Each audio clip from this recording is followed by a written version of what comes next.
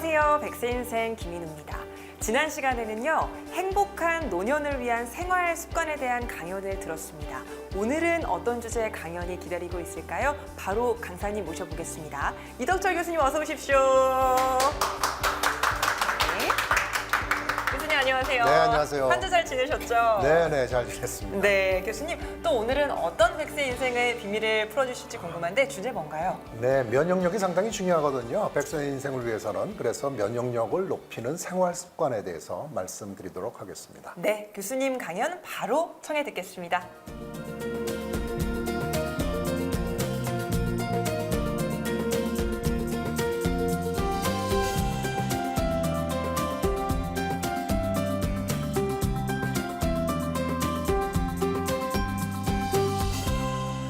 네, 요즘에 많은 사람들이 이제 코로나 때문에 고통받고 있는 사람들이 많은데요.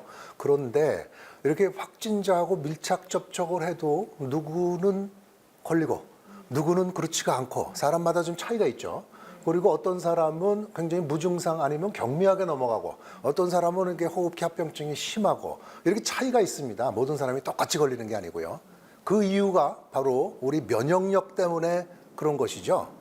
사실은 이 면역력이라고 하는 것이 나이가 들면서 자꾸 떨어지게 돼 있어서요. 65세 이상이 되면은 폐렴으로 인한 사망률이 젊은 사람들보다 한 70배가 넘어간다고 그래요. 그러니까 면역력에 대해서도 꼭 한번 챙기셔야 되는데요. 이제부터 그 얘기를 좀 말씀을 드리겠습니다. 면역력이라고 하는 것이 뭘까요?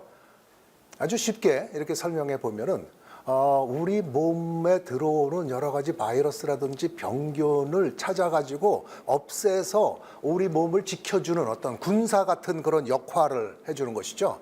그러니까 이게 어떤 면역세포, 면역력이 없으면 우리는 하루도 이렇게 살아갈 수가 없습니다. 근데 그 면역세포가 어디 있을까요? 어디 있는 걸까요? 생각해 보셨나요? 그 면역세포는요, 우리 혈액 내에 있어요, 혈액 내에. 그래서 혈액을 다시 한번 생각해 보면 혈액 내에 두 가지 중요한 세포가 있죠. 하나는 적혈구가 있고 하나는 백혈구가 있습니다. 적혈구는 여기 산소를 갖다가 운반해 주는 역할을 해주죠. 그래서 우리 몸에 필요한 산소를 전신적으로 공급해 줍니다. 백혈구가 바로 이렇게 면역 세포인데요. 이렇게 지금도 우리 몸을 갖다가 여기저기 샅샅이 전부 다 이렇게 돌면서 어디 바이러스 균이 들어오지 않나 잘 경비하고 들어오면 그걸 막아주는 거예요. 굉장히 우리 몸이 이렇게 신비하게 이렇게 돼 있죠. 그런데 이렇게 우리 몸 속에 혈액 속에 나온 면역세포가 또 많이 분포하는 곳이 있는데 그곳이 바로 우리 장이에요, 장. 그래서 장을 제2의 면역기관이라고도 부르거든요. 면역세포 한 70% 정도가 여기 있다고 얘기합니다. 왜 그럴까요?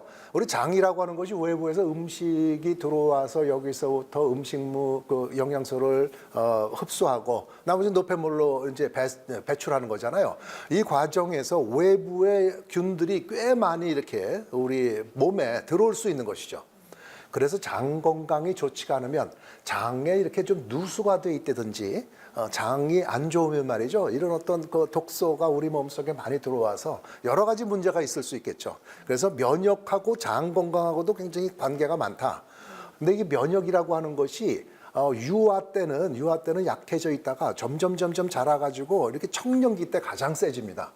그리고 나이가 들어가면서 노년기 때 또 약해지죠. 그래서 면역 취약 계층이라고 하는 것은 어린아이들하고 노인들하고 굉장히 조심해야 될 그런 부분이죠. 자, 이제 좀 기초적인 말씀은 좀 드렸는데요. 그래도 조금 어렵지만 쉽고 간단하게 좀 말씀드려야 될 게 있어요. 선천 면역과 획득 면역, 후천 면역이라고 부르는 후천 면역이나 획득 면역이 마찬가지 얘기거든요. 그 개념이 뭔지에 대해서 조금 알고 계셔야지 이게 염증, 만성 염증, 면역 이런 거의 관계가 어떻게 되는지 좀 이해가 되시거든요. 선천 면역서부터 말씀을 드리려고 하는데 선천 면역 문자 그대로 우리 어머니로부터 받고 태어난 그런 면역을 얘기를 합니다. 이 면역은요, 외부에서 균이 들어오면 즉각적으로 출동을 해요. 그래가지고 균이 들어온 그런 부위를 활성산소라든지 염증 유발 물질을 갖다가 뿜어내가지고 그쪽을 초토화시키는 거라고 생각하면 돼요. 이게 바로 염증입니다. 어디 이게 균이 들어오게 되면 우리가 붓고 아프고 열나고 그러잖아요. 이런 것들이 좀 다 급성 염증의 반응인데 이런 염증 유발 물질을 갖다 뿌려줬기 때문에 그런 거예요. 그래서 즉각적으로 그 부분이 전부 다 해결은 되지만 이런 부분들이 오래 노출이 되면은 우리 조직도 손상을 받는 거예요. 그러니까 선택적이 아닙니다. 그냥 가서 이렇게 불을 질러 놓은 거나 마찬가지거든요. 그래서 이런 면역은 균이 들어올 때만 딱 발동을 하고 그렇지가 않을 때는 잠잠히 있어야지만 우리 건강에 좋은 것입니다. 그리고는 만약에 균이 들어온 걸 다시 한번 생각해 보면 급성 염증을 일으켜서 퇴치를 하죠. 그 가운데서 얘네들 균에 관련된 정보를 갖다가 이렇게 그 임파구에 저장해 놓는 거예요. 그래서 비임파구에서는 다음에 또 똑같은 균이 들어왔을 때는 항체를 탁 배출해 가지고 균을 이렇게 둘러쌉니다. 그래가지고 백혈구가 공격하기 쉽게끔. 그러니까 얘네들만 찾아서 공격하는 거죠. 굉장히 선택적이죠. 그리고 T임파구라고 하는 거는 정보를 갖고 있다가 균이 들어오면 직접 공격을 해가지고 얘네들을 갖다 죽여줘요. 그러니까 선천면역은 비선택적이고 이렇게 우리 조직도 손상되지만은 이 그 후천면역, 획득면역은 그 균만 공격하기 때문에 굉장히 이렇게 효율적이 되는 것이죠. 그런데 나이가 들어가면서 우리 면역에 조금 변형이 생기는데 선천면역은 좀 올라가면서 후천면역은 떨어져요. 무슨 소리냐면은 이렇게 균이 들어오지 않았는데도 늘 군대들이 출동해가지고 이렇게 염증 반응을 일으키는 거예요. 이런 것들이 이제 만성염증이라고 그러죠. 이렇게 되면은 내 조직이 손상된다고 그랬잖아요. 가장 중요한 것이 뭐 혈관병 같은 게 이렇게 생기게 되는 것이죠. 그러면서 후천면역은 떨어져서 균이 들어올 때 얘네들을 찾아서 잘 죽이지 못해요. 그래서 폐렴에 의한 사망률이 나이가 들어가면서 굉장히 높아지는 거예요. 이럴 때 어떻게 해요? 예방주사 맞아야죠. 예방주사 꼭 맞아야죠. 그래서 예방주사가 중요한 겁니다. 자, 면역력이 떨어지면은 그러면 어떻게 될까요? 뭐 상식적으로 생각해서 균이 들어올 때 잘 막아내질 못하죠. 그래서 우리 주변에서 볼 때요, 늘 나는 감기를 달고 살아. 뭐 하루 365일 과장해서 이렇게 해서 살고 살아.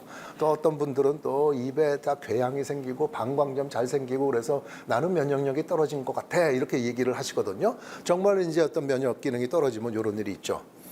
그 다음에 두 번째, 우리가 잘 생각하지 못하는 게 있는데요. 면역이 강해야지 백신의 효과가 좋습니다. 백신을 맞았다고 해서 전부 면역력이 생기는 게 아니에요, 사실은요. 우리 그 대상포진 백신을 생각해 보면은 나이가 드실수록 백신의 효과가 없어져 가지고요. 한 50 몇 프로 정도밖에 이렇게 효과가 없어져요.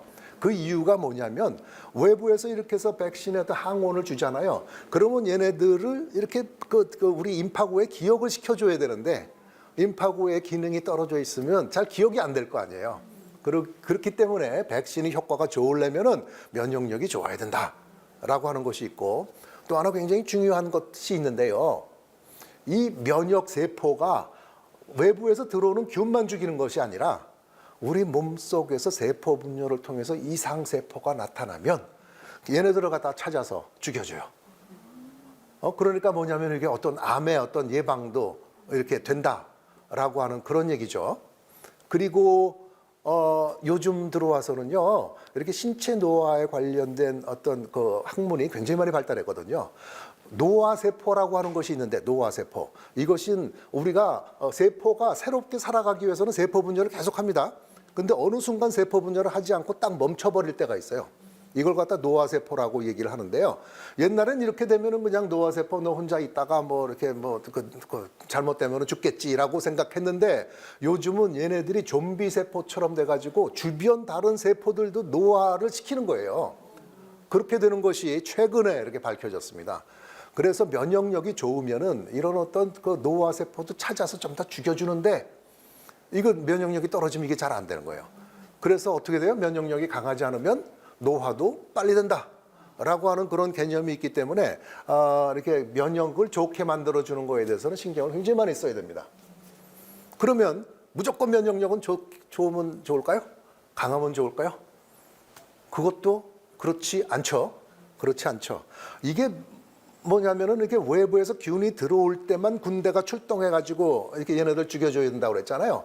그런데 이게 평화 시에도 군대가 자꾸 이렇게 사회에 돌아다니면은 사회가 긴장되고 이렇게 잘 안 돌아가요. 그런 것처럼 면역력이 너무 세서 막 염증 유발 물질을 뿌려대면은 이것이 안 좋다. 특히 균이 안 들어왔을 때도 이렇게 저절로 이렇게 발동되는 경우가 있거든요. 이런 부분들은 막아줘야 된다. 이것이 만성 염증을 일으키는 게 되는 거예요. 또 하나는 그럼 후천 면역은 어떨까요? 후천 면역도 임파구에 정보가 저장돼 있다고 그랬죠. 그래서 얘하고 똑같은 애가 들어왔을 때 죽여줘야 되는데 피하가 구분이 안 돼가지고 내가 내 몸을 공격해버리면 그러면 이것 때문에 또 병이 생기죠. 이런 부분들을 자가 면역 질환이라고 그러죠. 자가 면역 질환. 그래서 류마티스, 뭐 루푸스, 배쳇 이렇게 좀 영어 이름으로 되어 있는 좀 복잡한 것들. 그다음에 이런 것들이 전부 다 자가 면역 질환들이에요. 그러니까 내가 내 몸을 공격하는 어떤 좀 오인해가지고 오인 사격을 해주는 어떤 이런 부분들입니다. 그래서 면역이라고 하는 거는 이렇게 결론적으로 총체적으로 얘기를 드리면은 너무 강해도 안 되고 너무 약해도 안 되고 잘 조절되고 있어야 돼요. 군대라는 게 그렇잖아요. 잘 조절돼서 필요할 때만 딱 나갔다가 다시 불러들여야 되는데 이런 부분들을 잘 하게 만들어주는 게 면역은 조절돼야 된다. 이 개념을 좀 생각하시고 어떻게 하면 조절을 시킬 것이냐라고 하는 생활 습관은 차차 말씀드리겠습니다. 또 하나 굉장히 궁금해하시는 것이 그거예요.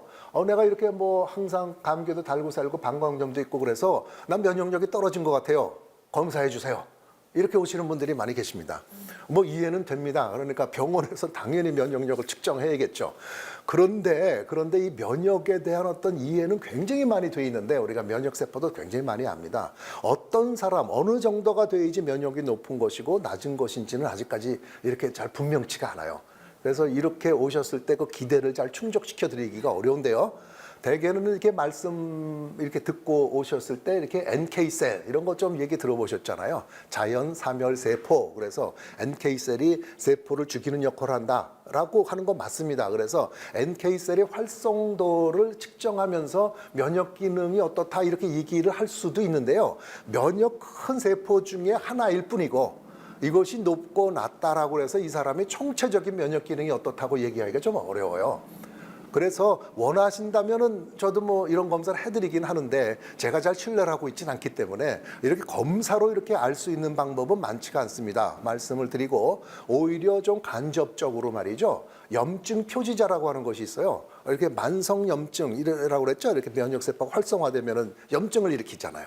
그런 것들이 피 검사로 뭐 CRP, ESR 이렇게 조금 우리들이 쓰는 어떤 용어로 그런 것들이 있습니다. 그래서 그런 부분들을 한번 좀 검사를 해서 간접적으로 염증 반응이 있는지 없는지 정도를 이렇게 알아보는 그런 검사를 해드리죠. 그래서 면역력이 있고 없고를 알 때는 어떤 좀 검사 방법보다는 말이죠. 어떤 증상, 설문을 통한 증상이 어느 정도 감이 잡히게 됩니다. 그래서 제가 한 8가지 정도를 이렇게 말씀을 한번 드릴 텐데요. 한번 좀 몇 가지나 해당되는지 한번 좀 살펴보세요. 늘 필요가 풀리지 않는다. 만성적으로 필요하다. 감기가 자주 걸리고 오래 간다. 입이 자주 헐고 물집이 생긴다. 눈에 염증이 자주 생긴다. 스트레스가 많다. 방광염이 자주 걸린다.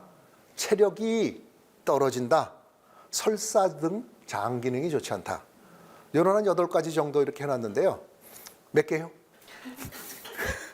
여기서 한 4개 정도 이상이 되면은 좀 면역력이 내가 좀 떨어져 있는 것이 아닌가라고 하는 거를 이렇게 생각하시면 되고요. 이런 어떤 평가도 중요하지만 그 다음에는 어떻게 하면 좀 높여줄까? 이 방법을 이제 취하면 되는 거 아니겠습니까? 우선은 뭐 해야 될까요? 면역력을 높이기 위해서는 면역력을 떨어뜨리는 어떤 생활 습관을 버려야겠죠. 그것이 뭐죠? 흡연. 뭐 담배 피시는 분들은 아마 안 계실 거예요. 그렇지만 아직까지 일반인들은 많이 피고 있습니다.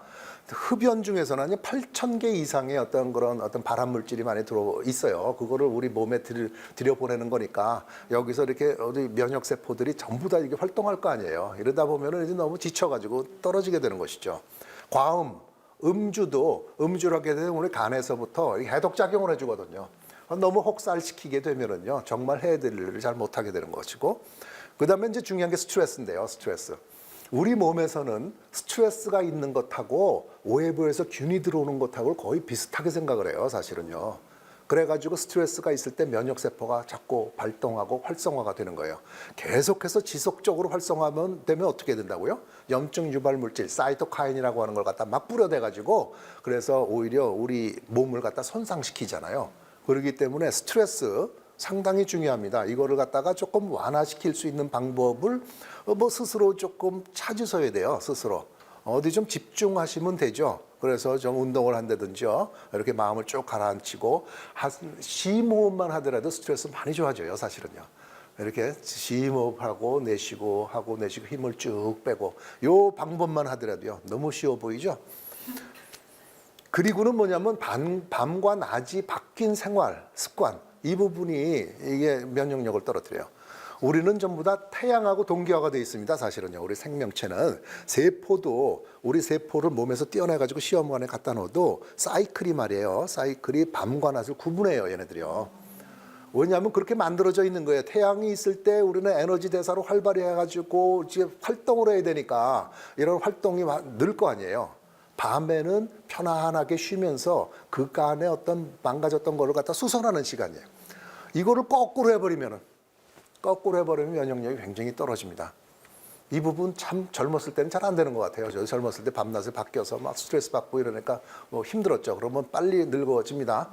여담으로 말씀드리면 제가 이렇게 젊었을 때 말이에요. 한 30살 됐을 때는 내 나이보다 한 10년은 더 늙어 보인다고 친구들이 얘기했어요. 그런데 지금은 이런 부분들 전부 다 좀 회복하고 난 다음에 같은 나이보다 늙어 보인다는 얘기는 잘 안 듣습니다, 요즘은요.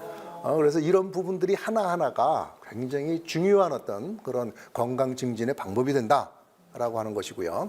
여담 좀 드렸고, 그 다음에 중요한 게 비만이에요, 비만. 이렇게 비만 살쪘으면 그 비만 세포에서부터 면역력을 떨어뜨리는 여러 가지 물질들을 많이 내보내거든요. 그래서 비만을 갖다가 없애줘야 되고 영양 결핍이 되지 않도록 여러 가지 중요한 영양소들을 잘 먹어야 됩니다. 자, 그러면 이제 그러면 면역력을 높이기 위한 생활 습관 이 부분에 대해서 조금 기억을 하셔야 되잖아요. 다시 한번 말씀드리지만은 꾸준한 운동, 30분 이상씩 꾸준한 운동을 하게 되면은 NK셀의 활성도도 확실히 올라가고 여러 가지 면역 세포도 수가 더 많아집니다. 그러면서 염증 유발 물질도 적어지게 돼요.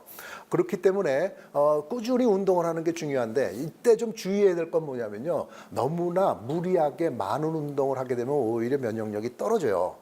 그래서 이런 연구는 많이 돼 있는데 예를 들어서 마라톤을 하고 난 다음에 감기에 굉장히 잘 걸리고 이렇게 무리한 운동을 하고 난 다음에 오히려 면역력이 떨어져서 감염병이 잘 걸려요. 그런데 이 부분을 그러니까 꾸준하게 한 6개월 이상 하게 되면은 면역세포들이 분명히 활성화돼서 여러 가지 질병도 없어지고 암 유발도 막아주고 합니다. 두 번째는 비타민 D하고 멜라토닌인데요. 비타민 D라고 하는 것이 우리 햇볕을 쬐을 때 이렇게 피부에서 생성이 되죠. 음식에도 들어있죠. 이 부분이 들어오면은요, 아까 면역 조절이 중요하다고 얘기했잖아요. 근데 이 비타민 D가 면역을 조절해줘요. 너무 강할 때는 억제시켜주고요. 그리고 약할 때는 더 높게 만들어줍니다. 실제로 이렇게 면역 증강을 위한 연구 결과를 간단한 걸 좀 설명드리면요. 한 비타민 D를 1200 단위 정도를 계속 먹였더니 젊은 친구들한테 감기가 한 42% 정도 줄어들었다라고 얘기가 돼요. 그래서 그것이 왜 그런지를 갖다가 이렇게 잘 살펴봤더니 이 비타민 D가 면역세포하고 붙어가지고 카텔리시딘이라고 하는 어떤 이렇게 균을 죽일 수 있는 그런 물질을 만들어낸다라고 하는 것을 알았어요. 그다음에 이 비타민 D가 대장암, 전립선암, 유방암의 발생 빈도도 낮춰준다는 걸 알았고요. 그래서 이 비타민 D가 부족되지 않도록 하는 생활 습관들, 음식, 그리고 많이 이렇게 조금 부족할 것 같으면은 채워주는 것이 중요합니다. 특히 겨울철에 이렇게 비타민 D 떨어지기가 쉬워요. 왜냐하면 이렇게 햇볕이 강하지가 않기 때문에요. 그리고는 아까 지금 밤낮이 중요하다고 그랬죠. 밤에 멜라토닌이 나와야 되는데 이 멜라토닌이 굉장히 강력한 항산화 역할을 해주거든요. 면역 조절도 해주고 깜깜한 밤에 나옵니다. 그러니까 불을 전부 다 소등하고 난 다음에 주무셔야 되고 잠을 이렇게 숙면을 잘 취하지 못할 때는 멜라토닌 제제가 있어요. 사실은 멜라토닌이라고 하는 것이 외국에서는 이게 식품으로 돼 있어가지고 이렇게 슈퍼에도 막 팔고 그러거든요. 그 부분을 이렇게 좀 사 드셔도 좋고, 우리나라에서는 처방약으로 돼 있기 때문에 그거 좀 주치의한테 처방받아서 좀 드셔도 좋고요. 멜라토닌이 떨어지지 않도록 하는 것이 굉장히 중요합니다. 그리고는 영양소 늘 얘기하지만 다양한 색깔의 채소하고 과일 섭취를 충분히 잘 해주시고요.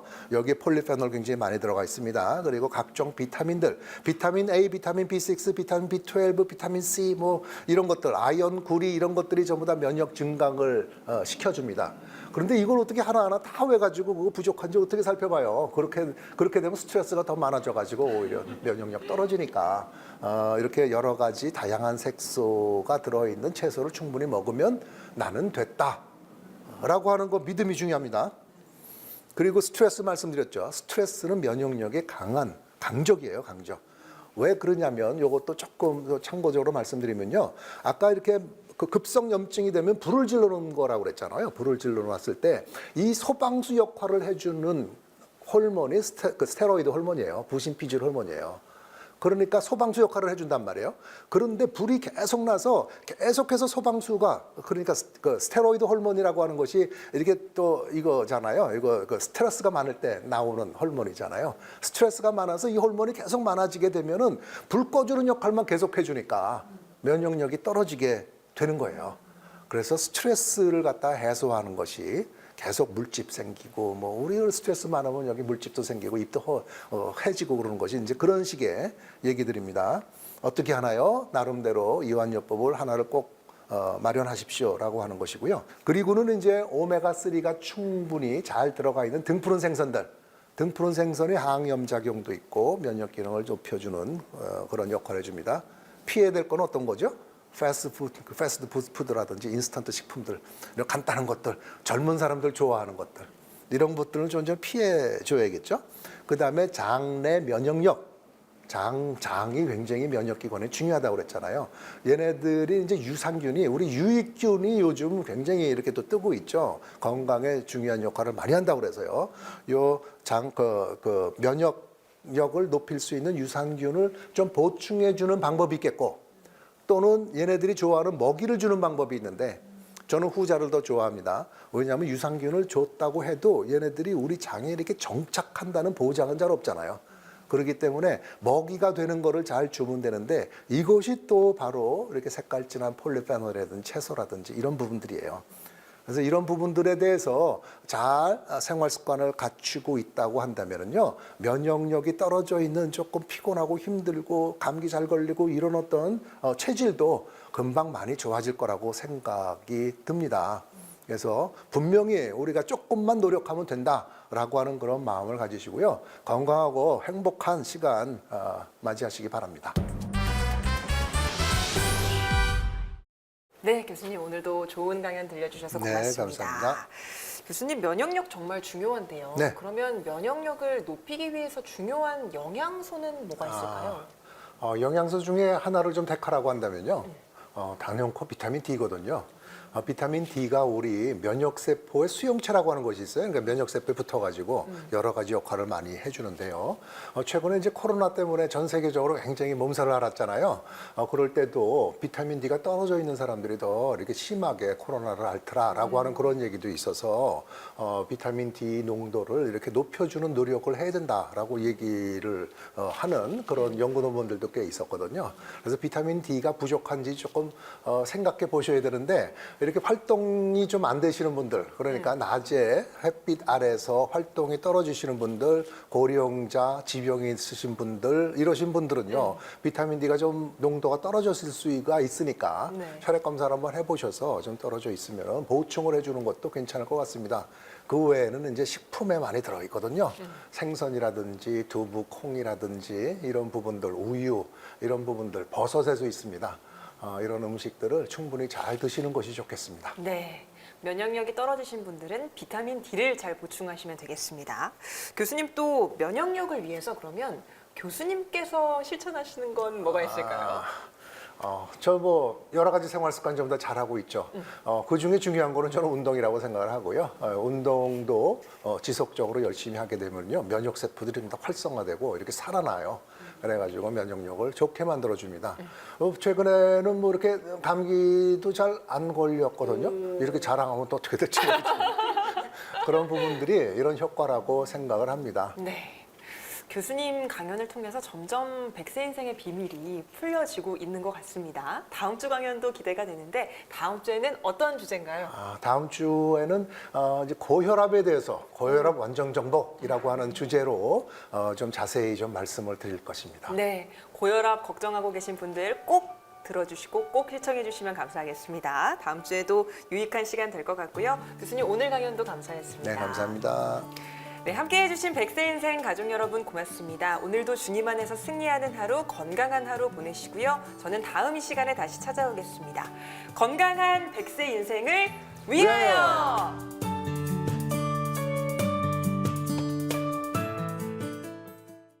이 프로그램은 여러분의 미디어 선교 후원으로 제작되었습니다.